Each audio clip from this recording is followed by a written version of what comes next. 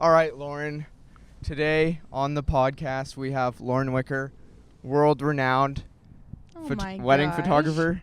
Am I wrong? I mean, you have traveled the world. Not very far, but yeah. How far? The farthest has been the Dominican Republic. It's been the farthest. I mean, that's cool. pretty far. That's I would farther say so. than, Texas. Definitely farther than Texas. And all the weddings I've shot have been in Texas, so you're There definitely you go. one up in me. In fact, only one. So, there we go. Come on. Let's go. Okay, the first thing I wanted to get into to kick us off, and we can cut this if you have to protect your clients, but what are your wedding pet peeves? Oh, That when gosh. you're shooting, you're like, if someone's doing this at their wedding, it drives me crazy. Because me and Morgan, we've been like going to weddings and we're like, oh man, this is what we're definitely not going to do. And then as a photographer, you're always like, oh gosh, like why on earth did you choose to do this? So are you talking about like when I'm taking photos of them or just things that they do on their wedding day that Let's start with the It's like- photos, but then we can get into the get juicy into stuff. the juice? Okay. Okay, so this doesn't really happen anymore, but there was definitely a time where I felt like I had to coach my couples on how to kiss. 'Cause I would say kiss and then they would like pucker and it was like, hey, no, like, can we just kiss how you normally kiss? Like, It's I not a know y'all don't cartoon. kiss like that. Yeah. And Yeah. so, because photos, like, they just come back so cringy. And I'm like, I don't want Yeah. to have to look at that later. Or when the guys, y'all get crazy with your groomsmen. And I've had some crazy stuff where the guys are taking pictures with each other and they're just like, Being a little zesty. being a little zesty is a good, yeah. And I'm like, I don't want to have to look at that later. So Yeah. those are probably the That's top valid. two. But And then what are the things that like, so your wedding, was there anything that you did that you're like, oh shoot, like if we were to do it again? y'all, my wedding was, I was a baby out of college. I was not in the industry. I knew nothing about how to plan a wedding, how to get married. Does anyone know how to get married? I mean, I- honestly. Yeah, but I look back and I'm like, our wedding was kind of a train wreck. Like, we did not have a planner. We, like, just used a bunch of friends from college to, like, as vendors. And so it was just a mess. But it was great. And at the end of the day, we got married and it You're was still fun. married, But we're and- still Yeah, come on. married. So it clearly worked. But I mean, like, we didn't like have an official DJ. We had somebody running like a Spotify list, like, and there's ways to make things like that work, and we were not operating within those bounds. Yeah. So I think the thing on Spotify DJ, well, Luke, you have different opinions on DJs because your friends are DJs and they're what are actually your pretty opinions good. on DJs? Well, no. My opinion on DJs is like, it's just as much about your personality as it is about the music. Because Oh, like, yeah. if it's like some super old guy who's like low key, like kind of weird, but There's he's some playing, weird DJs. but he's playing bangers. I mean, it doesn't match up. Like, Oh, also, like, I was shooting a wedding a year ago, and catering was like an hour late. And so they're like, great, we have all of these guests here. Like, what are you supposed to do? And the DJ, like, totally clutched up and was like, hey, it's okay. Like, I'll just run games for everyone. So he, like, ran, like, just, out of pocket, just on the spot. And I was like, if you don't have a good DJ, like, you can't do stuff like yeah, like we talked about wedding coordinators a few episodes ago, and like that is just as important as your DJ because, well, your DJ is pretty much running your reception, right? Only your reception. Yeah, Kinda, yeah. I mean, what DJ is gonna run your ceremony? That would be insane. that. Unless he's an Actually, I went to a ordained wedding deacon. once, and I don't know who the DJ was, but, like, there was obviously just, like, I guess the bride and groom, like, didn't tell him, like, what songs they wanted to, like, walk out to or whatever. Oh no. And just when they were leaving the ceremony, and he turned on, like, Party in the USA, and everyone, like, that's their walkout song, and everyone was just, like, in, like, disbelief. They're like doing the dip and kiss to Miley Cyrus. Yeah, That's definitely not wild. the move. I think it also just depends on like what level of wedding Yeah. you're talking about. Will you explain that, because like obviously you shoot a lot of weddings, so like explain to the average person what a tier of a wedding is, or what like in terms of pricing, in terms of like vendors, like how do you know like, oh my gosh, this is like a diamond tier wedding versus like what's your Yeah. backyard wedding or whatever. Yeah, I mean, also just I guess to clarify, like everybody starts somewhere. So like I started with a lot of backyard-esque type weddings, and now I'm doing mostly weddings where there's a full service planner that's with them from the beginning. So it's a lot of everything's customized and everything is, just at a higher level, I guess. And a planner would definitely know the answer to this question better than I do, as far as like what price. But I mean, I would say you've got your like $0 to $50,000 weddings, and then you've got like your 50 to, over 100 or 200, and then you've got like that next level that's like several $100,000. That's so crazy to me. Yeah. And so I mean, yeah, my wedding I think literally was probably $15,000 like and total. That's kind of awesome. Yeah, and it was a stretch to get. I mean, we also had a 3-month engagement, so my parents were like shell shocked at like, how do we pay for all of this in 3 months? But yeah, knowing what I know now, I'm like, if I could go back and do my wedding, I would do so many things differently.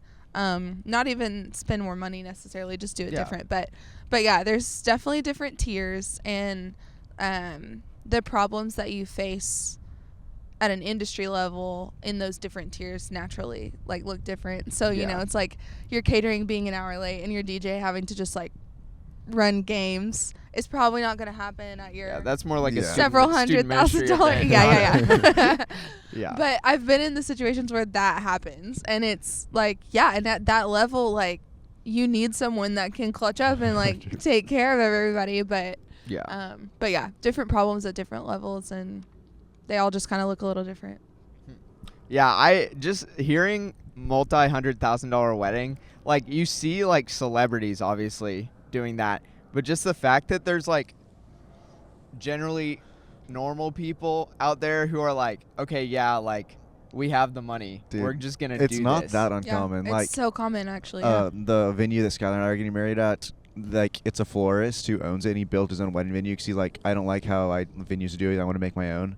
And so then like it's an optional to use him as the florist, obviously. And so we were like, hey, like how much do you charge? Like, oh, like if you like want to use me, like my starting prices are $10,000 for flowers. And like, that's great. But we're like, oh yeah, we'll use someone else. That's probably for like table toppers. Yeah. Like not even. No, because he's actually so talented. Like he does like the whole like hang from the ceiling, like massive like circles. Like it's great. Big That's so installs nice. and stuff. Yeah. I feel like it's so hard. Well, weddings are like, it's almost like the funeral industry, but the opposite, because funeral industry, like people are trying to just get money out of you, but then a wedding industry, it's like you're trying to get the most out of your money, but like you're always like shocked by the sticker price. And like there's so many people who are like single-handedly driving up the price of things that I mean, if you're in the wedding industry, it's kind of nice. Dude, I'm not gonna lie. Like, I run like way more other types of events than weddings, and so like when I'm like looking at pricings for like now I'm trying to plan a wedding, and I'm like, dude, I swear I've ordered this exact same thing for a different event, and it was not as expensive. And then you just put wedding in front of it, and it's way more expensive. But on the day that we were filming in front of the fountain where we got blasted with water, Skylar was there helping us run the camera, and Luke was like, no, like, I've planned all these corporate events, like, I know how much food costs. And Skylar was like, no, I guarantee you it's going to be this much ahead. We need to cut our list down. And I was just like, I cannot wait to get into this conversation with everyone in my family and be like, oh, hey, funny enough, like, none of my friends can come because you guys are all coming. And yeah, like, okay, yeah, you guys are both engaged. So you're in... I'm not engaged yet. Oh, that's right. Can I... Yeah, y'all can cut that out. I'm like spilling secrets over here. You guys are both going to be planning a wedding pretty soon. Yes. You are actively planning a wedding. So as you're like looking at your vendors, how do you ascribe value to different vendors? I'm flipping it. I'm the interviewer right now. Because, I have people that will say, I need a normal price for X, Y, or Z. Or, like, what's like, a lower price? Yes. And it's Such like, a okay, hot well, word, who and are, you're like, how do you weigh, like, what is a lower price to you is not a lower price to someone else. So, or higher price. So, for me, we're not doing alcohol, so that's, like, an easy cost savings. 100%. Like, I feel like we have a lot of things that we can cut down costs on easily, like using friends, like having students help on the day of instead of hiring like a small team to like come in. Like, well, I'm definitely pro planning having a professional wedding coordinator, like not just like 100%. your aunt or something who's like, Please don't use your aunt. oh, I want to help. Like, Please don't use your aunt no. Karen. like Aunt Dinah or whatever does not need to be planning your wedding that you spent 20 grand on. No. Like, there's just like no way. And I think there's like a bunch of things that you can really save money on. Like I think my dad is going to do a lot of our flowers because he's really good at that. And he took classes in college for it, and I have him make bouquets for me all the time. Go Dad. And he's great. So like there's a couple things, and getting family involved is always kind of messy because there's like, it's so awkward because you have to draw lines of like, okay, where are you helping, and then where are you like participating? Like, obviously I would want Luke to help with my wedding video, but like obviously he's gonna be in my wedding, so it's not like you can't just be like, oh hey, will you go hit record and then come and stand in line in the ceremony? Like, no, that's just not gonna happen. Your hair on your mic. I have a lot of hair things going on. I washed my hair like 40 minutes before I basically hit record on this podcast, and so it's flowing in the wind. We're on a roof right now, so it's a little chilly. Just a little bit chilly. What are you guys, are you cutting costs on anything, or are you just kind of like going median range for everything? We like set a budget, and then we like tried to like evaluate like what our essential things would be. So like for me, like photos are really important, so like I will spend for like a premium photographer on photos, and then we like alcohol was the first thing. Like if we need to like cut something, like we'll just cut that because that saves a ton of money. And then Skylar wanted like the venue that we chose, so that was like the first thing we actually got. And I think she just got her dress. So, like there was like the venue and dress, I guess, were like the first two. And Yeah, like, I mean that's pretty like much make anything else work. Like I feel like for me, I'm actually not spending. So I'm spending a lot on a photographer, but in terms of weddings, I'm not. Because like we talked about, like there's wedding photographers who start at 15 grand in Dallas, and like some people don't bat an eye at that. Me personally, I mean, I don't know how much we're gonna have to spend on our wedding, so like I'm not dropping 15 grand on a photographer. So I'm going more the route of like people I know who are trusted, and like I'm less worried about the shots they're getting, because that is going to be kind of my part of planning the wedding, is making sure like, okay, like what time of year are we doing it for the lighting? Like, are we going to have a setup to where, like, I'm really big on shooting everything in correct lighting. As you can see, we picked a nice overcast day for you guys. And so I feel like just picking like a trusted photographer who I trust their edits is going to be more important to me than an expensive photographer necessarily, because I feel like with the people that I do know, I'm going to be able to get the same value, if not more value, out of my dollar and they get to be involved in my wedding. So that's it'd true. be fun. Like, I'll give an example. Like the first wedding, I think I can tell the story because there's no way they'll ever see this podcast. You say that now and then. Yeah. But the first wedding I ever shot, I got hired by this, because I mostly do concerts. So I never shot a wedding in my entire life. And those are two very different types of photography. And they, I guess, found my website, and they're like, hey, do you want to, I guess I did their engagement first, so that's something. Right, that makes sense. I shot their engagement, hey, do you want to do our wedding? And I was like, dude, I heard you can like charge a lot of money for weddings. Like, sure. And I like just set a price like out of the blue. I think I charged them like $1,000. Which honestly was not enough for a wedding. For your first wedding, my first wedding as first shooter. Our first wedding was $950. So yeah, I so think that's fair. I never second shot for anyone, and for this wedding, I hired a second shooter who then had shot weddings before. So then it was like this weird like power dynamic of like I'm in charge, but also like please help me. And yes, like, it was a horrible situation. Like the photos came out good. We got everything through, but it was definitely not the right way to get into that industry. Yeah, I mean, I feel like I don't know. So I asked Lauren the other day. I was like, "Hey, Lauren, like I'm trying to get into like the Dallas wedding industry, because I haven't been living in Dallas for 2 years, and I'm only like 4 months returned. So like a lot of my like regular scheduled clients, like events and senior photos and stuff, those have all come back and are in full swing. But like I want to get into the wedding thing, and so I asked Lauren. I was like, "Hey, oh, by the way, the reason we're all here right now, and the reason we're on this random roof, is we're in The Gift of Christmas together. So we'll talk about that later. But at the Gift of Christmas rehearsal, I was like, hey, how do I get into like the Dallas wedding industry? And she was like, oh, just second shoot for people. And like that's, I mean, a very obvious answer if you know what you're doing. But like I was just kind of like, oh shoot, like how do I even get started with that? And then once I got that answer, I was like, oh duh.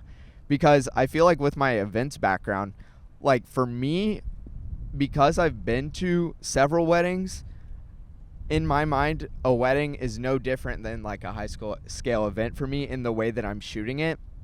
It's just like which angles I'm picking. So I'm curious though, because I would agree, but like from your perspective as like a wedding photographer, like do you see it like that, or do you see it as something completely different? As like different than an event? Yes. Yeah.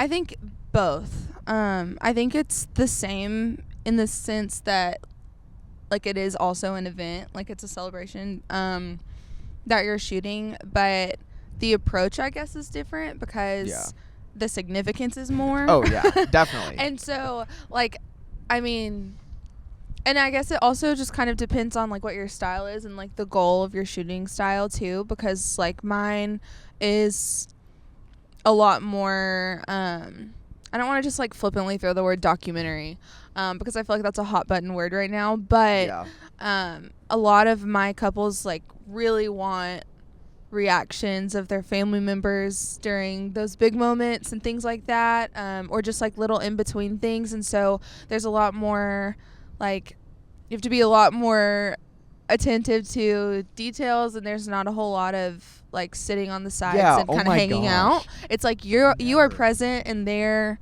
like every second of the day, unless you're eating dinner, which is why we finally get our vendor meals and we're like, oh my gosh, I didn't realize how and tired you're literally like scarfing it down too. You're just like, I just needed this 25 minutes to just exist. But yeah, it's just it's a lot more, you're a lot more present, I would say, than just kind of a normal event, because those are not as like high stakes, I guess. Yeah. Totally. So, I would say like, I don't know, I've been to a couple weddings where there has been a photographer or a videographer standing on the sidelines, and I'm like, what are you doing? Because I'm the same way where I will take 3,000 pictures at a wedding, which may not be a lot, but like, or it may be a ton, I don't know, but like for me that's like the sweet spot of like, okay, I literally covered everything. Like I love getting shots of like, okay, like father of the bride putting his jacket on, like just like literally anything that's like, okay, like that is catching my eye. Or like if people are having a conversation in a room, like even if it's not important, like I'll go grab the whole room shot. Dude, okay, so the first wedding that I did, which is like also I will say, like I feel like when I'm looking for a photographer, I'm also like, oh, I want to hire for a wedding, I would hire a girl photographer over a guy photographer for the reason that I'm about to say. Yes. Okay. So like we're shooting or whatever, the first wedding, and the bride is like putting her dress on, and they're like, can you come like take photos, so, like the mom putting it on. And like as a guy, I was like, yeah, like as a photographer, yes, but also like this is also like a slightly bit uncomfortable, because like I don't know, it was just like so uncomfy. So now I shoot with Skylar, and I sent Skylar to do that. I'm like, goodness. I've been in the room. I was in the room the whole time up until, but she wasn't, no one was helping her put her dress on. She just kind of threw it on in the bathroom. But I was literally in there like the entire time, to a point where I was like, should I leave? And they were like, no, like you're doing good. You're doing fine. 'Cause like I'm very quiet when I take photos. Like I don't really, like Lauren, she does a bunch of couple shoots as well. So like when she's talking to people, like she's very involved in like coaching them through poses, as you can tell with the kiss thing. I mean, people need a lot of coaching. And so I'm kind of the opposite. Like I'm super quiet. I'll tell people pretty much where to put their feet, and then from there, kind of the way their body naturally flows, I like work my angle around that, and then I'll like coach them through different steps, and like in between the steps I'm like getting that stuff. So like I feel like I'm more fly on the wall kind of deal, but like I also tie in for the ceremony. I mean, if you look at my Instagram page, I don't know how much this will change by the time y'all are watching this, but like my style is pretty corporate, but like I don't want to throw in cinematic on there, but like colors are the most important to me for like shooting styles. So hence why I'm hiring like who I'm gonna probably hire is because of the colors. Because like your look is super neutral, very clean, and then like there's a guy that I really like who he mainly shoots on like 35 millimeter and medium format, like film cameras, but then he also has a digital package that is much cheaper, and like it is a steal. Because if you've seen this guy's photos, he's just super good, and he does the fly on the wall thing. The only thing that Morgan was like, I don't know if I like that, is he does a lot of angled shots, like kind of tilted. Yeah.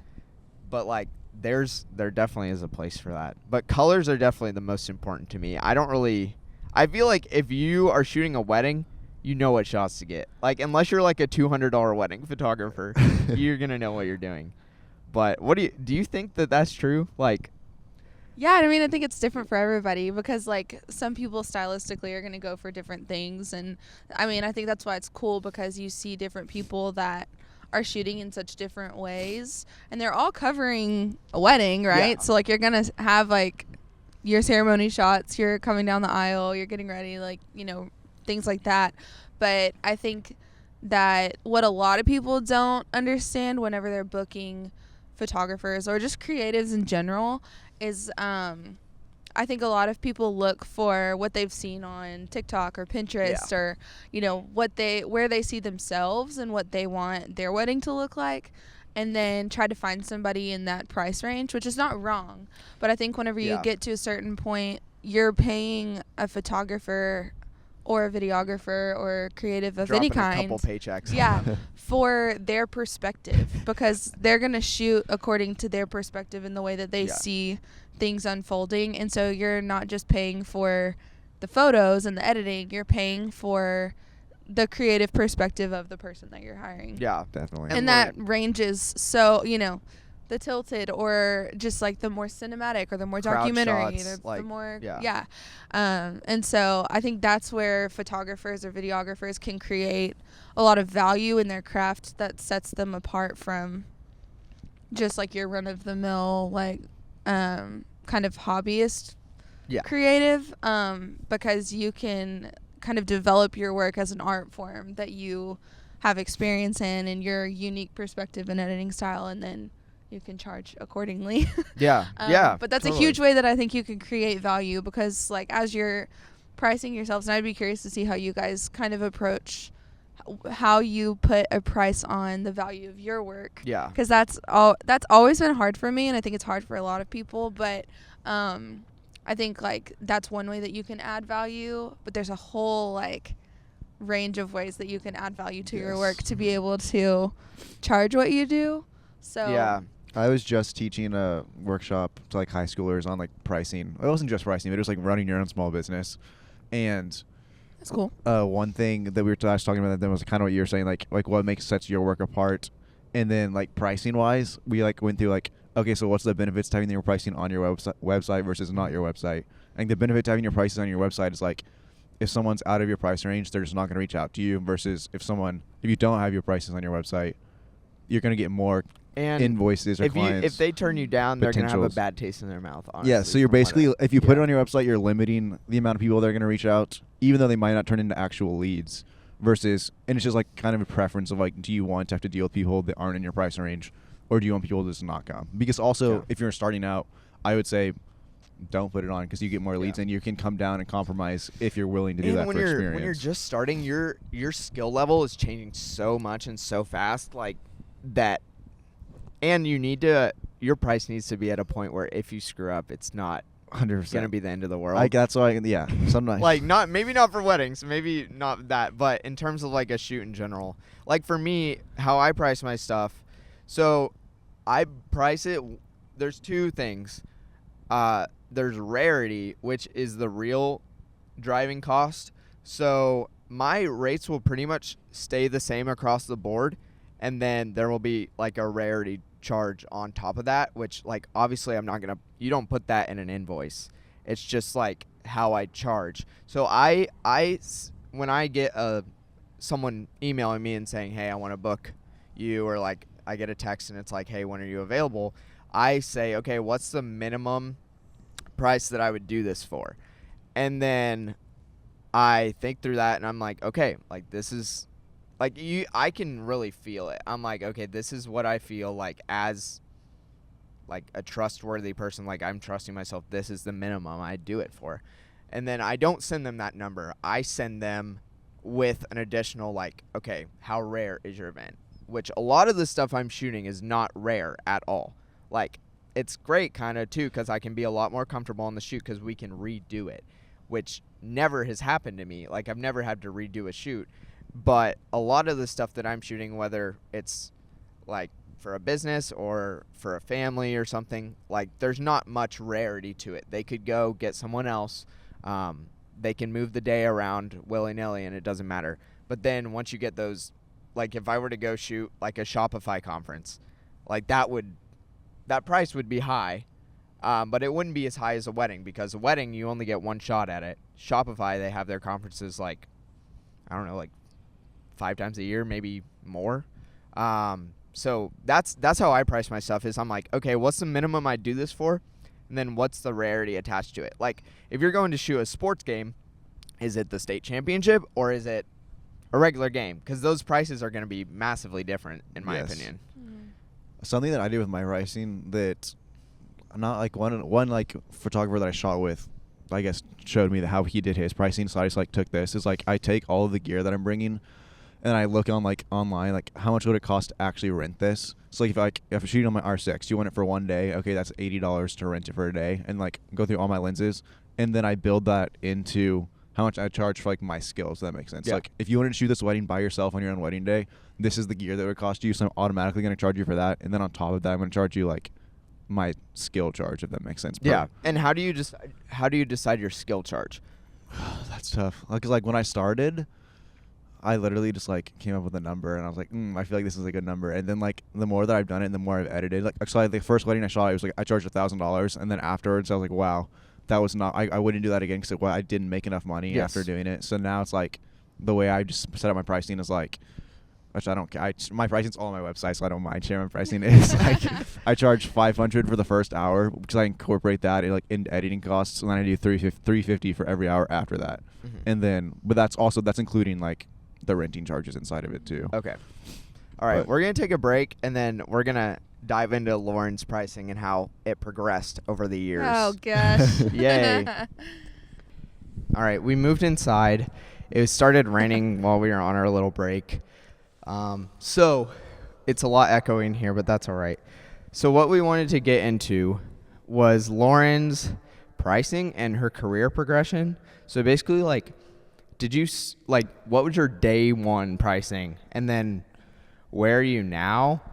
And what was that progression? And then do you think you're going to like grow in the future on your pricing, or do you think you're kind of comfortable where you're at? Yeah, my first wedding was the same as you guys. I charged like $1,000 for my first wedding, and it was, so much work. Yeah. $1,000. And like I was charging like $100 for photo shoots, just like literally scraping the barrel, trying to be like, somebody trust me.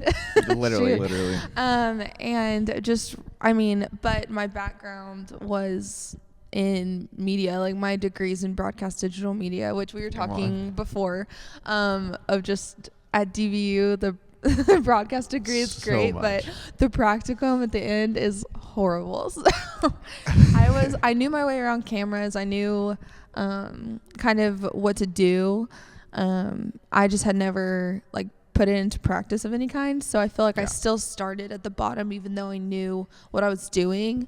But I feel like I was able to climb pretty quickly because I also knew what I was doing. And so it was a matter of just kind of like developing my style and getting some more experience and getting the word out and all of that stuff. And so I kind of steadily increased probably every like 6 months.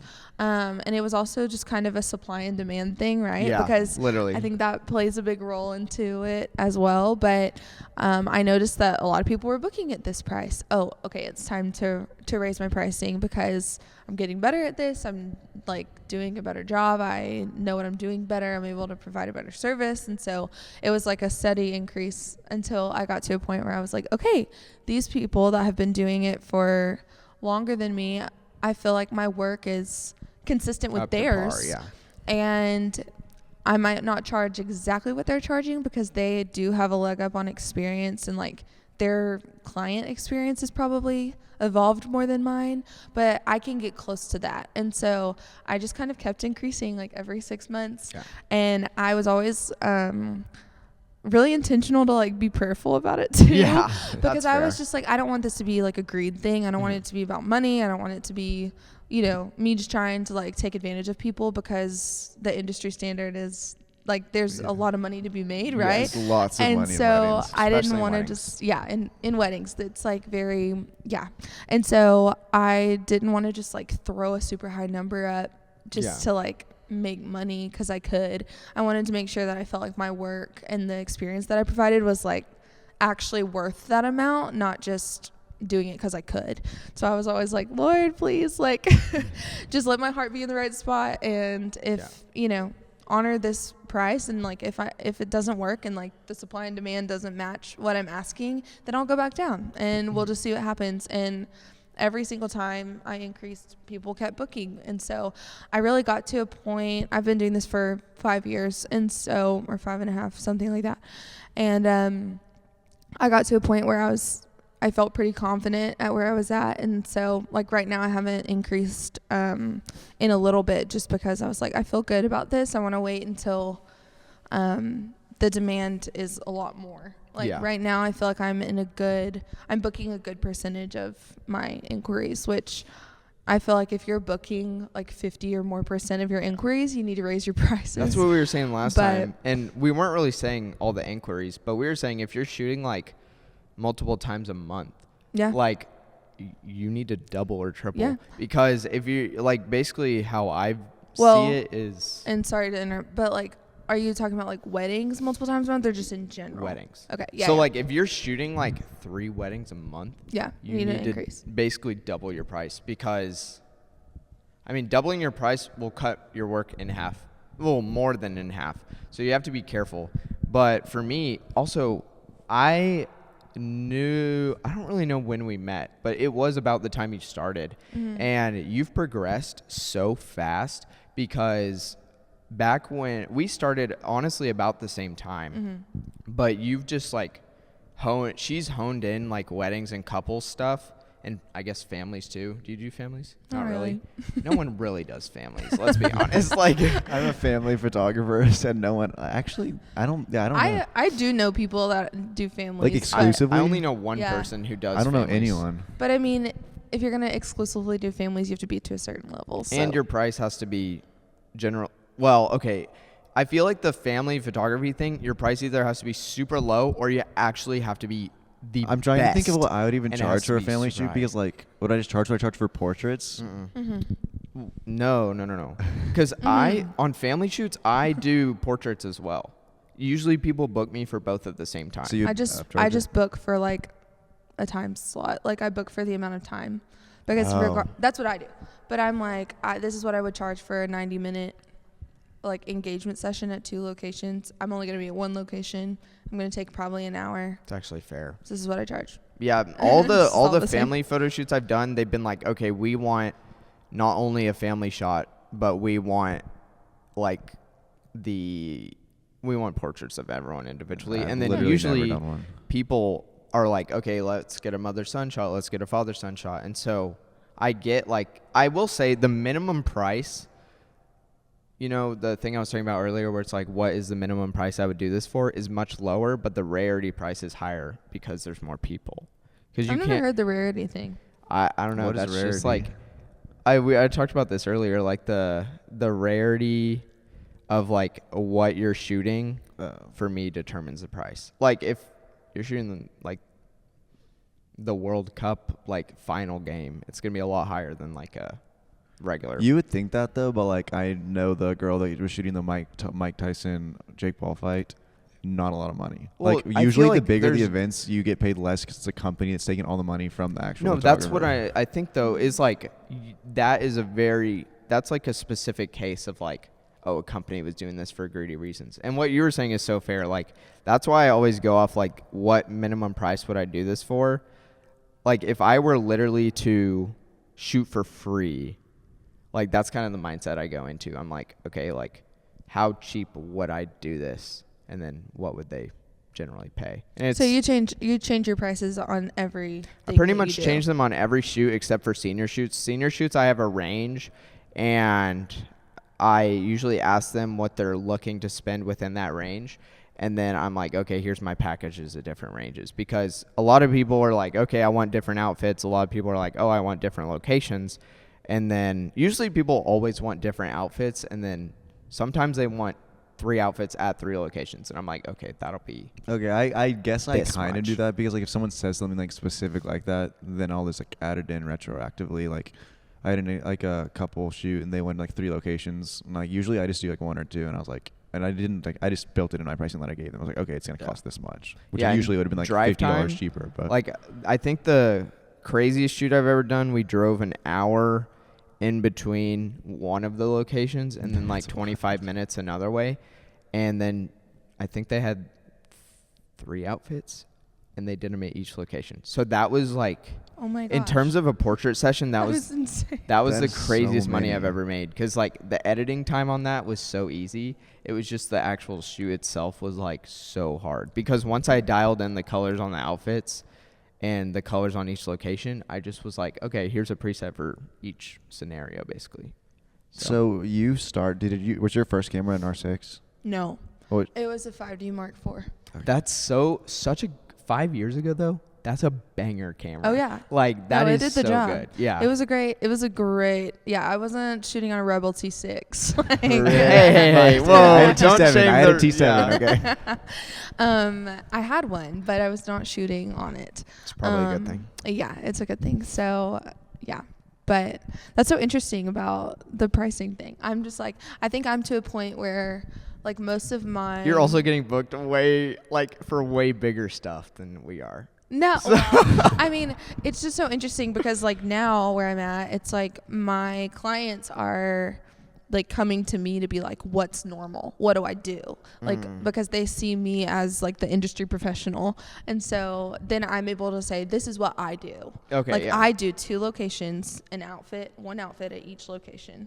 So you show up to the first one, we do the outfit, and then we go to the second one and you change. And so then I'm not saying, we can do whatever you want. We can do like multiple locations. You just tell me and bring all Yeah, your that's outfits. smart. It's like, no, this is what you get with my package. And I kind of determine what that looks like. That's fair. And so, because it's also like my workflow, my business, my brand, my editing, my colors, like, Yeah. and so they're coming to me for direction on what that process looks like. That's also a good point. Like I had a couple ask me like, can you shoot our wedding?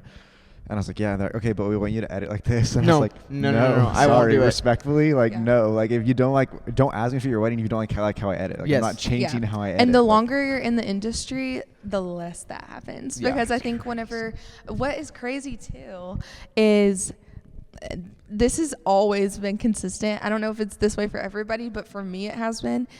People who pay less expect more. that's so true. And- that's okay. That is facts. and Because all I the get the big people- events, Yeah. they pay so much, They're and like- they're like, Here's my $8,500 and we trust you. And I'm like, awesome. so great. that's the thing we were talking about last time with the Instagram DM guy. So everyone who's like the oh my big gosh, payers, screw that guy, bro. they do everything over text message. In my experience, everything's on iMessage. They are like, okay, they're like, hey, how much are you charging? I'm like, okay, great. Like, what are these like specifications that you want for your shoot? And then I'm like, here's your price. They're like, yes. Send me your W-9 or 1099 or whatever it is, or W-2. I don't know what I said. And then they literally just send the money over, and then they don't even talk to you after that. They might be like, oh, hey, come check in with so-and-so at the shoot so we can like make sure you get your check or make sure you like have your meal or whatever. Yeah. But then after that, it's literally just like you send the photos off and it's done. Yeah. And I think it's because, I mean, and this is, there's nothing wrong with it necessarily. It's just how do your target audience and your clients view their money, right? Because if they feel like they're paying a lot for your service, and that might be $1,500, that might be $2,500, but it's a lot to them, then they're going to expect a whole lot out of you. A lot of customization. Yeah. And it's just kind of so backwards. But then you have people who have no problem throwing $7,000 at a wedding photographer, and that's not a lot to them. Yeah. And so they just are able to be like, yeah, whatever, like we trust what you're doing. And so that's been a really interesting, because I would have thought that expectation, or, you know, all of that would look a lot more as I got like further in. But I think it's also like there's been a progression of my business where it's like, because I'm at that level, they trust me so much more. Yeah.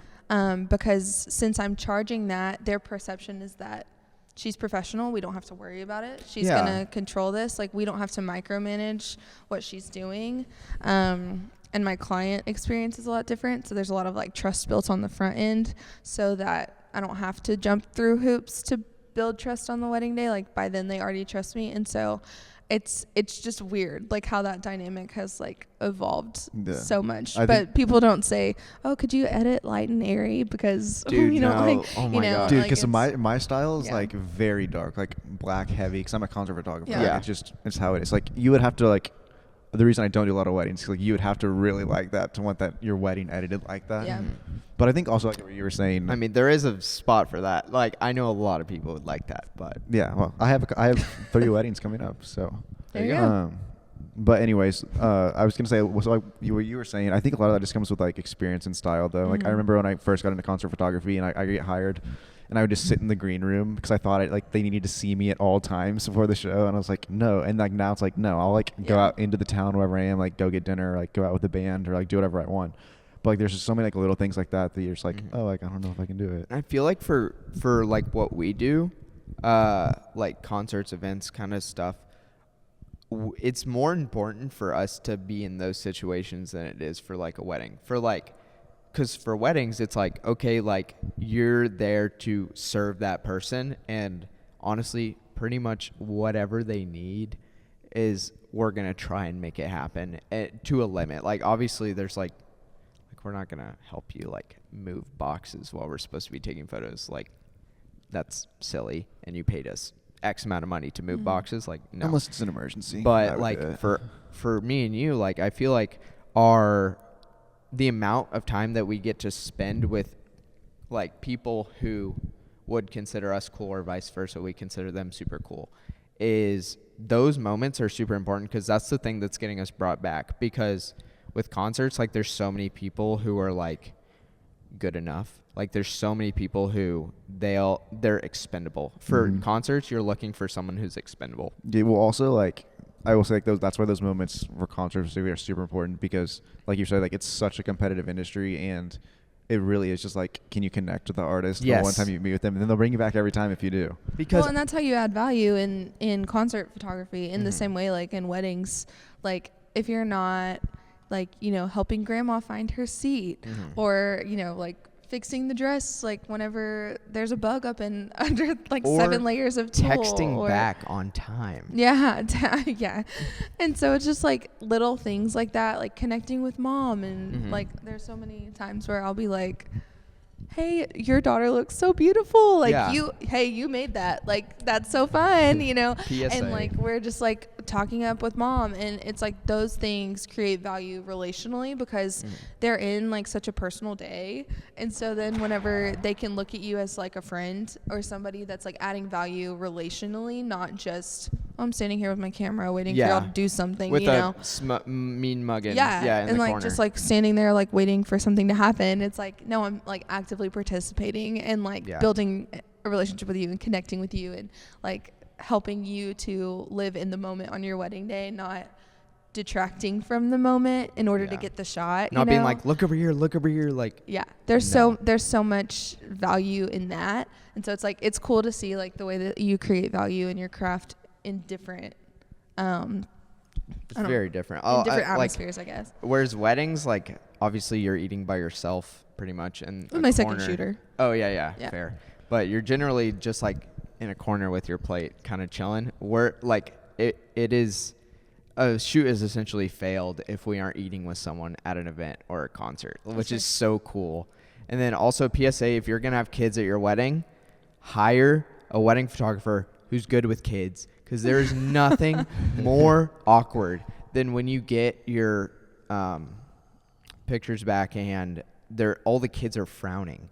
All the kids are like, just like, they look like, what are you doing? So if you're going to have kids at your wedding, like whether it's a flower girl or whether it's like just someone's family, like hire a photographer who has children in their portfolio or like family pictures in their portfolio or has kids themselves, and you know that they're going to do good with those kids, because it can really ruin photos when you just see the dead eyes of a child in the wedding pictures. Relational in general, like you just have to be good with people, I feel like, to be in the wedding industry, because like those are the like kind of what I was talking about is building value there. It's like whenever you can get with a super shy flower girl that's otherwise going to be frowning and be like, you look so beautiful, you look like a princess, can you do a twirl, and like warm her up so that she's gonna like start showing, oh actually, like, here's my basket, look at my flowers, you know. And then it's like those pictures are going to be so much better than if you're like, little girl, smile at me.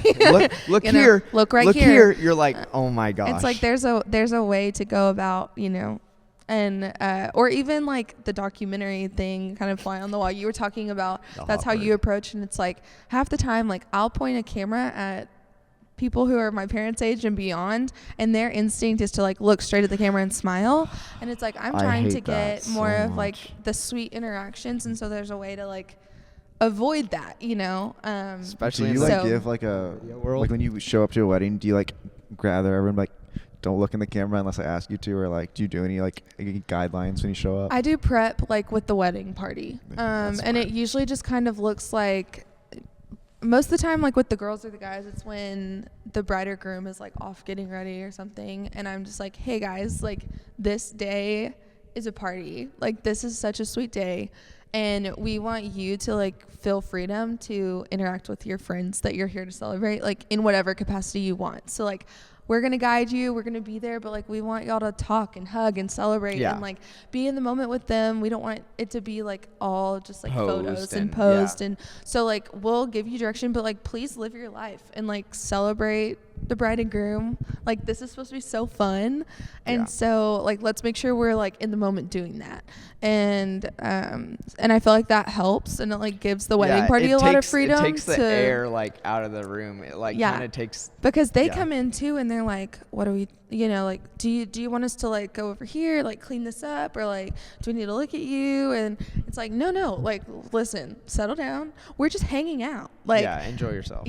And I think it helps everybody just to like be more comfortable. And it's actually so smart. I never even thought about like prepping people, because usually people, well, I guess it's a lot different for you because you only do 8 hours, or you do more than that? I do more. Okay. Yeah. Because like I've been hired for shoots where they bring me in at like the last second, and I hate it, because I always show up early regardless, because one, what if something goes wrong? What if you get pulled over or whatever? But then on top of that, like, what if I want to see the venue? What if I want to get my bag ready? Like blah, blah, blah. And there's been so many times where I like go on a website and look up what the time of the actual event starts, because they like, one, maybe can't afford to hire me for the whole time, or they're like, oh, well, maybe we just think we don't need him. And I'm like, great, guys. Like, because now you've ruined like low-key the client experience, because I don't get to connect with those people. And two, like selfishly, I don't get to network at all, which kind of stinks, because there's nothing worse than showing up to an event and you know no one in the room, and you're just a little uncomfortable, and you're like trying to get everyone to like get together and be like, and especially when it's like just a big event of like maybe like tech guys or like a backstage crew or something, and all those people are just like either they know each other from 20 years of work, or they're all like on their phone standing in the corner, and you're just like, please give me a break. It's Like, so please let me different for help you guys. It's so different. And I mean, yeah, like I usually get there before my contracted start time to do that. Like I normally know the couple by then, but to meet parents and all of that. But I prep everybody. And That's I think good. like my hot take in the industry, or one of my hot takes, I have quite a few, but one of them is like, if your photographer says act natural, they don't know what they're doing. Because your clients aren't supposed to know what they're doing. Like acting natural feels really, they're like, wait, what? Like, can I just like sit here slouchy and eat pizza? Like, no. Like, there's a way to like be in front of the camera, and so it's like your job to make them feel comfortable and like they know what they're doing, and so and to like get the photos that you want. Because like, on me and Morgan's shoot, like, we don't know how to pose. Morgan literally said yesterday to me, she was like, hey, since you're going to be taking so many pictures of me for the rest of our lives, you need to teach me how to pose. But like, we went into that like, I'm always behind the camera except for the podcast. I'm never on camera, and so I didn't know what I was doing, and you were just like, oh yeah, do this. Those pictures came out amazing. Like, it looked like we knew what we were doing. I totally just cheat with like couple posing. I just bring Skylar with an iPad, and we have an entire Pinterest board. We're like, okay, now we're gonna do this one, and we just mimic so which many. is fair. Like, that is fair play. That like, that's totally valid. And like, honestly, like, as we get further, like, you're slowly gonna need that less and less. But like, I remember back when I was first trying to enter into the senior photo kind of market, and there's a couple people who kind of run the Dallas industry, which is great because their packages generally are super uncustomizable, which I think, like, you were saying at your like workshop, you're like, there's a couple things like that you need to put on your website, like what makes you stand out. And I think, what was mine? Mine was customization, and then extremely fast turnaround times. Because I shoot so many events, they need those pictures up on their website the next day maybe. So like, I've gotten so comfortable with like turning around weddings in a week, or so and so, and like other, like, that's like super difficult, but that's like, in terms of, I'd prefer to be more expensive and have those two things than be cheaper and be like, whatever, who cares? So I don't know. What are your other hot takes about the wedding industry? We'll close out with the hot takes. With the hot takes. Bring them. We'll suck them in. Oh gosh, I feel like I need some like like an area that's so broad. Let's start with like competition, or like, okay, let's start with this. What are the non-negotiables that you put in your contract that might sound weird to like people who don't take pictures? Do you have any of those? Because ours is like, Luke's is like, you have to feed me. He has to be Yeah, fed. I have feed me my food first provisions wedding. Yeah. outlined very clearly because I've been burned before on like, And you're like here's 8 a hours sandwich. into work, and you're like starving, and everyone's eating steak, and you're like, Yeah. Or the planner is like, during dinner we have this, and I'm like, no, I'm starving. Like, I have to eat. no, I see that ganache over there. Yeah. I'm eating it. I have food provisions. I have provisions for my second shooter. Which are what? Just like consistent, like, you have to feed me, you have to feed my second. Okay. Like, we are going to take a break to eat, and the food has to be consistent with the catering that I've chosen to use. See that line right there? PB&J. No, Yeah, they're just like, because here's an Uncrustable. Yeah. That literally hasn't happened to me, but I did have a couple like literally be like, there's no food for you here. I got pulled out of a seat one time at a dinner. Dude, with Luke. that's insane. That's And crazy. we know the people, and they tried to talk to my mom after, and she gave him the cold shoulder, and I was like, get him, Lori. Like, That's Get 'em, Lori. crazy.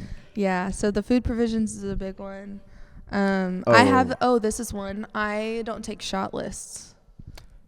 that's interesting. I mean, that's great. I don't Because think I would have like brides or planners be like, here's our shot list, and it's the most extensive thing I've ever seen, and it's like rings with ring box, and that's shoes crazy. with perfume and letters and whatever, and dress hanging up, and bride with mom zipping dress. And it was like, okay, most of these are things that I would already do, Then it but would also take you like out of it. you're limiting all of my creative Yeah. freedom right now.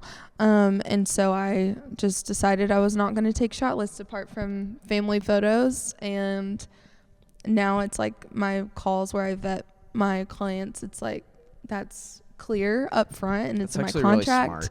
And it's like, hey, I just want you to trust me. Like, I want you to hire me because you appreciate my vision and my perspective and you trust my work. So Yeah. look at all the galleries you need. I will send them to you. Yes. Look at my, like, I don't gatekeep galleries from people. Like, if they want to see full Yeah. galleries, I'm like, here. Because I want you to trust me. It makes my job really tough if you don't trust me on your wedding day. So The worst thing is, like, if you're spending, I mean, you're expensive. Like, not that. You're not, like. I'm not 15,000, Yeah, but you're yeah, not, like, 15,000 starting price. I'm 6,500 to 9. I'll But, just say it. Like, people spending that amount of money, like, I could get an insane camera rig for that. Like, Yeah. absolutely just goated. And the fact that people would spend that money without research, the dumbest is it. Because, like, that's like going in and buying, like, I don't know, like, what's $9,000 these days? Like, a lot of stuff. Like a Sony and a lens and like a a flash Hopper. combo. like, yeah, like, there's so much stuff you can get for that amount of money. And for you to, like, just be like, oh, shoot, like, I've heard about this person, but never look at their work, that might be the dumbest thing I've ever heard in my life. Well, and I've had people that are like, no, we've seen your Instagram and we feel good. And while I'm honored, I'm like, there are some people that charge what I charge who are really good at making their Instagram look great. But if you look at their full galleries, the composition That's true. 'Cause you and don't like post the it. overall storytelling of the day and what they give back is not at that level. And so I'm all for, like, when I have couples that are like showing up with a lot of questions, I appreciate it because I'm like, I would love to answer your questions and I would encourage you, like, if you're talking to other people, which I'm sure you are, like, this is a big decision, like, I would ask these things, or I would make sure you know these things about them before you make that decision. So That's really fair. What time is the Um, first show? I don't know. We 11. kind of need to we have go. to be here at 10 and it's 9:30, so we probably should Yeah, wrap we're it doing up. good. All right, we'll wrap up. Thank you for coming on. It's Yes. been a blast. I hope it's been helpful in some capacity. Yeah, I feel like it's for been anybody. educational. It's been good. I feel like it's fun to get, like, a glimpse into what goes into the behind the scenes of it, because I feel like a lot of people are just thinking, like, oh, we just give these people our money and we get back pictures. Yeah. But, like, for you, like, you have calls with the people, like, you, like, are pretty much knowing who they are as a couple, not just, like, who they are as people individually. So that's, like, a really cool thing to see from an outside perspective. And then for me and Luke, I mean, you hear us yap once a week, so you know a lot about us. But that's going to be it for this week, and we'll see you guys next time.